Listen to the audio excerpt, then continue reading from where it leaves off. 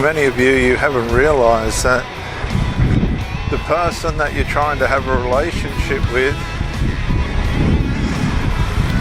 is investing into the relationship, but it's only partial. They have a number of investments going on outside the relationship, which is deleting the power that they could put into it. They're speculating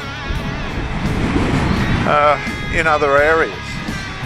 This could be somebody at work, this could be somebody that they're emotionally attached to on the internet, it could be friends, it could be interferers, it could be children. They're speculating. They've got emotional investments that should be reserved solely for the relationship going on in other areas outside of the relationship. And you're sensing this. You're sensing this loud and clear, and you're trying to work out what the problem is. Well, I'm telling you what the problem is. The person doesn't have the same investment interest in the relationship as what you do. And so you're sensing this, you're feeling this, you're suffering from this. And it's not a very nice feeling. It's sending alarm bells that you're trying to ignore. The reason for this is when the relationship started, there was a clear positive investment that was worth interest on the investment, which is your effort in return. And it was followed up by effort. There was value in the investment. But like a racehorse on a track, it's only going to be able to peak for so long, and then it's going to go back to what it really is, its default relaxed state. So when somebody comes into a relationship and they're sprinting, you have to realize that they're not going to be able to maintain that level of performance. So if you base the future of the relationship on that level of performance, you're going to be bitterly disappointed, severely disappointed. And this can bring tremendous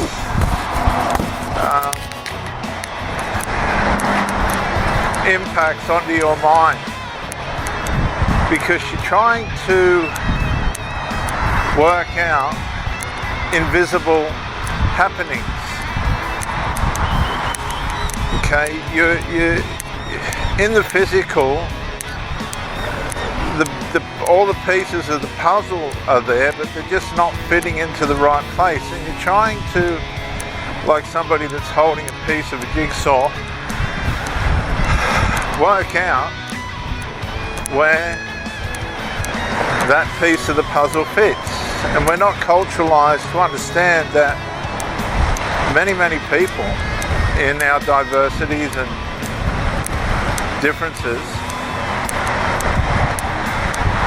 have conflicting ways, as it were, or negligent ways, or overbearing ways. On the one point, omission; on the other point, commission; on the one point, relative to omission, they just don't seem to do enough or be enough after they establish a relationship. And then on the commission side, they're overbearing and they do too much, to the point where it's just overbearing, it's too much. And so there's different cultures, there's different ways in which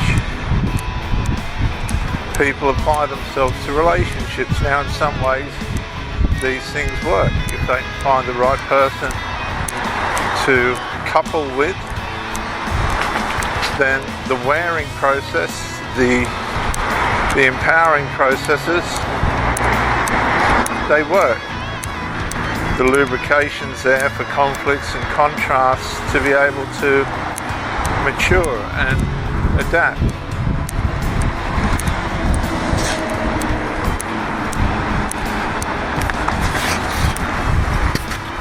So then it comes to the point where you've got to decide, is my loyalty, faithfulness, devotion and commitment blinding me, holding me in to a relationship that is not going to be able to continue to be positive? Okay. It's just not going to be able to generate, by way of the relaxed state, the necessities that you need. So this is what happens in narcissism. The horse arrives as though it's just jumped out of the starting barrier, and as it eventually disintegrates over the course of the race of the relationship, the real nature of the horse comes out, because don't forget, some horses are champions and some horses are nags. They're never going to win a race. They're not able or capable of winning a race, but they'll start off relatively well and then they fall away. This is how it works with narcissism. You get blinded by the performance at the start, and as the thing starts to deteriorate, be it male or female, and degenerate, you start to realize that eventually, when your mind has just about had enough of it all, and there's not necessarily too much going wrong, it could be just the individual's negligence or lack of performance. It could just be the individual's inability to be positive within the relationship, not by way of doing things wrong, but just by way of idleness and a lack of presence. It could be somebody that the person knows that's taking their attention away from you, that wasn't there at the start. In a transparent way, they were always there, but the person that you're with is not transparent, or hasn't been transparent. Now you're dealing with this third person sabotage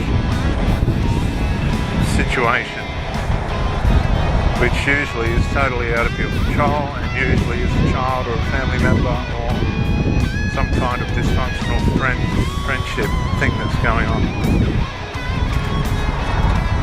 So you've got to, at the end of the day, you've got to challenge yourself and ask yourself, is my faithfulness, loyalty, commitment, devotion, what you might describe as love, blinding me from the reality of a relationship that just isn't going to work? And it's not going to work because the other person's necessarily bad, although they could be bad, and that's just the way it has to be accepted and judged. It's the covert, unseen forms of behaviour that pull us down, wear us out, that are the hard ones. The parts where the toxicity can't be smelled, can't be seen, but it's working on you and ruining you in a way in which your faithfulness, loyalty, devotion and commitment has disabled you from walking away. And my advice is come to your senses, come back to yourself, listen to what your mind's saying to you. Don't be afraid. If you've had all the talks and nothing's changing, you have to decide to walk away and go through the processes of healing and revitalizing and learning from the relationship. Never, ever, ever after you walk away, go back.